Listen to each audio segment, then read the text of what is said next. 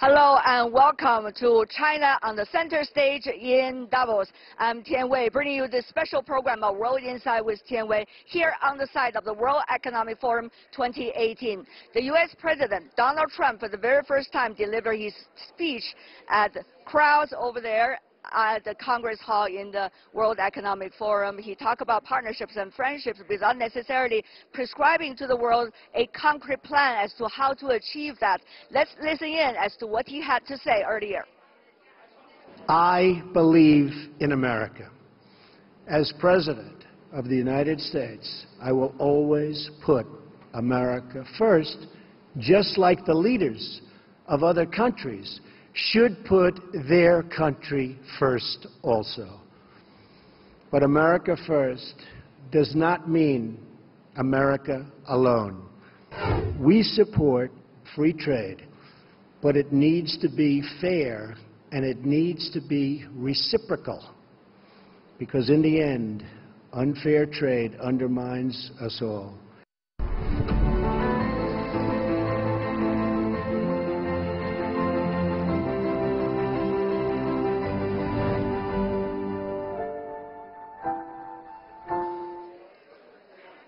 Well, besides that, U.S. President Donald Trump also said a lot of other things. But how to see what he said, and how is that going to compare to what he said earlier before the World Economic Forum? Did he really give us any blueprint for solutions we are seeing in our world? I am having the answers coming from two gentlemen, people in the know, who were sitting there in the Congress Hall listening to President Trump. Professor Ning, coming from the School of Finance with Tsinghua University. Welcome, sir. And also Mr. Fred Krupp, who is the president of Environmental Defense Fund. Welcome as well.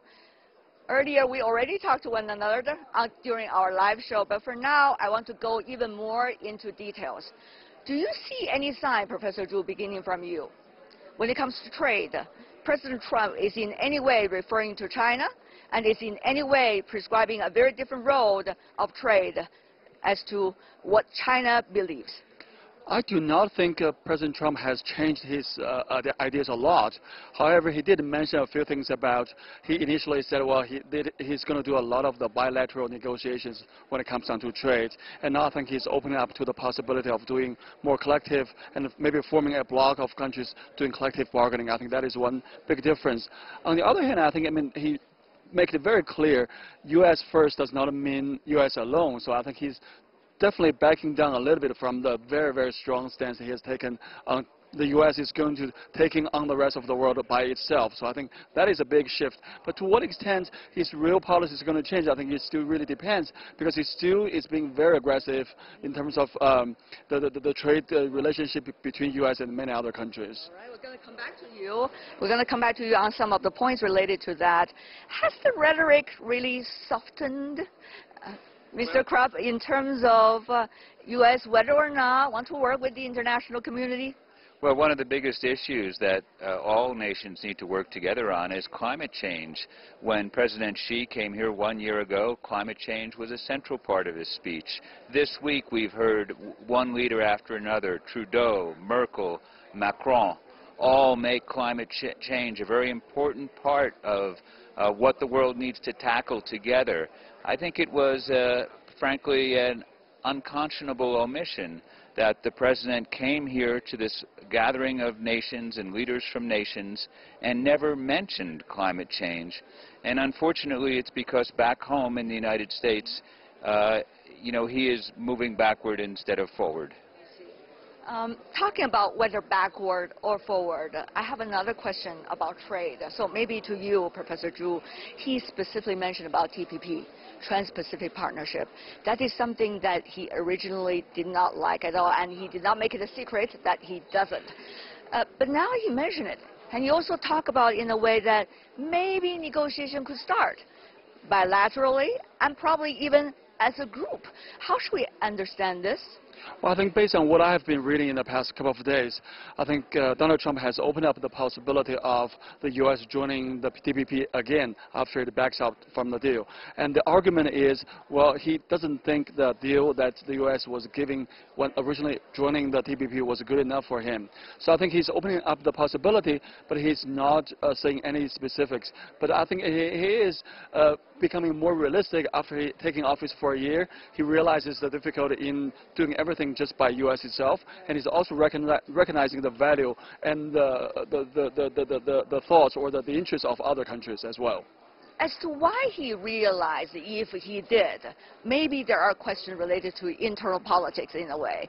In the United States, tax cuts, certainly President Trump claimed a lot of credibility at this time. You can tell at the very beginning of his speech, he said, with tax cuts, the United States is going to be beautiful. But Mr. Krupp, to what extent do you think tax cuts is going to solve some of the problems? Will that really make the United States attractive? To what extent? Well, I understand every leader of every country wants to make their country economically strong.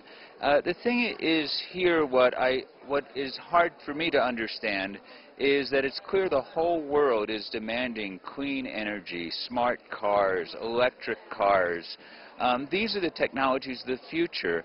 China seems to understand that and is moving heavily in that direction. And of course, I worry for the United States and the world about the environmental impacts of the United States not moving as fast as it should. But I also worry just about the U.S. economy, the market opportunities that my country will be missing and leaving to China and other countries around the world. So there's an economic concern here that I think is very important. It's not just about globalization, it's really the real economic concerns over there. Having said that, there are also economic concerns coming from China. After all, China and the United States are some of the biggest trading partners when you look at that relationship around the world. President Trump talked about fair and reciprocal. Those words have been used by the U.S. side for quite some time. How should we understand, from your perspective, Professor Zhu, he's using these two words again, particularly when you have already quite some trade issues going on between China and U.S. Do you think China going to take also harsh actions, like, for example, some of the punitive actions toward the United States? Well, I think first of all, it really depends on who you're asking about the definition of fair and reciprocal, and it's really depending on which area you are focusing upon and what are the benchmarks you're using to evaluate those two words. So I think this is essentially a good criteria, but then the details are what really determine the fate of the policy.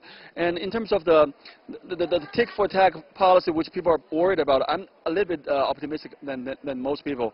I think on one hand, the size of both economies are so big that doing trade wars will be not only detrimental to both countries, but also to the rest of the world. So I think that is something that really shouldn't be taken lightly. Secondly, I mean, China has a lot to gain. But let's keep in mind that there has been analysis showing that, well, the U.S. has gained a lot, not directly from the manufacturing jobs, but from high-level service jobs. So if the goal of Donald Trump is to create more jobs and make U.S. Americans' lives better, then he would have to think about not just the first reaction, but also the profound implications coming from the secondary impact of many of the related industries related to manufacturing. We look at the speech. Of course, the speech is not alone, because we need to compare to the words and actions coming from other leaderships around the world. The Chinese side has been talking about a community of shared future. That, of course, is a big vision, but how to do it. And this time, China talked about three issues: poverty alleviation, environmental protection, and also reduce the risk of financial sector through all three reforms, and stick to that. How do you think this idea is likely to, in a way, interact with what's going on in the United States? Will that partnership, if we could use that word, still continue? Mr. Krupp. Well, I'm quite concerned about it because climate change, the whole world needs to be a partner, and right now the United States is the only country standing outside of the Paris Agreement. So I don't see the partnership from his actions. His words he doesn't mention because maybe he doesn't have much positive to say. What about you, Professor Zhu? Well, I think China is probably taking a more proactive globalization path these days in a way that China is trying to engage in more countries and trying to offer something that I think the recipient countries are more interested in. So I think it is really like a changing of the global order, and the U.S. has been using globalization as a very important way to not only making itself strong but also making the world into a better place to live. And I think it is a little bit pitiful to see that the U.S. is backing out of what has been used to make the American great. So I'm really hopeful that we can have more global collaboration rather than conflict. All right. Friendship and partnership, those words, we really love them, don't we? Particularly at the World Economic Forum, where everybody is subscribed to globalization. But exactly how to get there, I guess, as both of you indicated very clearly, devils are really in the details. So thank you so much, gentlemen, for being with us. Fred Krupp, who is the president of Environmental Defense Fund from the United States, and Professor Ning, coming from the School of Finance, Tsinghua University from China. Gentlemen, thank you so much. I hope you enjoy the rest of your day, which is quite a long day so far. And from me, right now in the World Economic Forum, I will be back after this.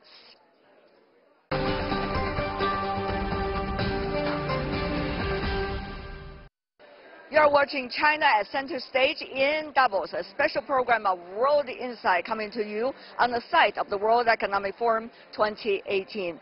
Earlier, I spoke to Kishore Mahbubani, a former Singaporean diplomat, now a world-known academic, to ask him about the role of President Trump of the United States. He said, President Trump has managed to show his ability to steer the U.S. economy. However, Professor Mahbubani also spoke highly of Chinese President Xi Jinping and Indian Prime Minister Modi, regarding them as two leaders to be able to show their guts to change the world.